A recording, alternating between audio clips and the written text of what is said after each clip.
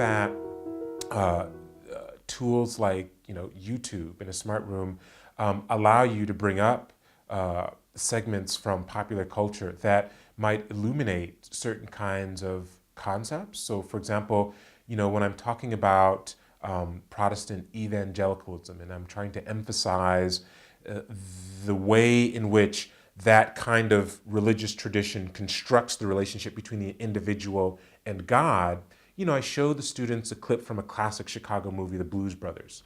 Jake and Elwood Blues are in this African-American, probably Baptist church, where James Brown, none other than James Brown, is giving this sermon.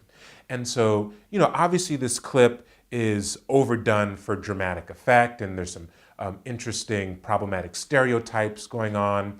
But, you have the heavens open, and I think it's, I'm forgetting the brother, John Belushi, I think it's Jake.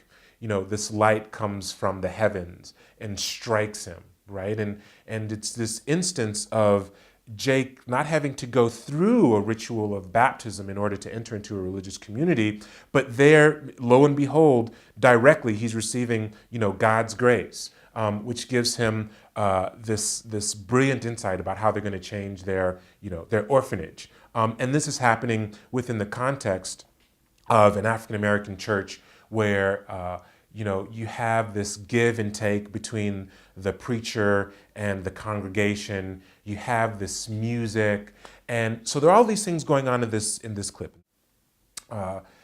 Technology is also a great way of introducing controversial subjects in a way that is representative of how a general popular cultural audience might think of something. So when I'm talking about religion in the context of slavery, I show various segments from the movie Roots using YouTube. And, I obviously give disclaimers about, how a slave being whipped is graphic and students can leave the classroom. But again, it's a way in which the use of video, and in this case, a television show that was shown in all of American households, some decades ago, can really highlight, for my purposes, how certain historical events are thought of in the eyes of a cultural a wider popular audience. And in response, you can get students to say, yeah, that's the same way in which I thought of this set of events or processes. And in other cases, you can get students reacting against those things.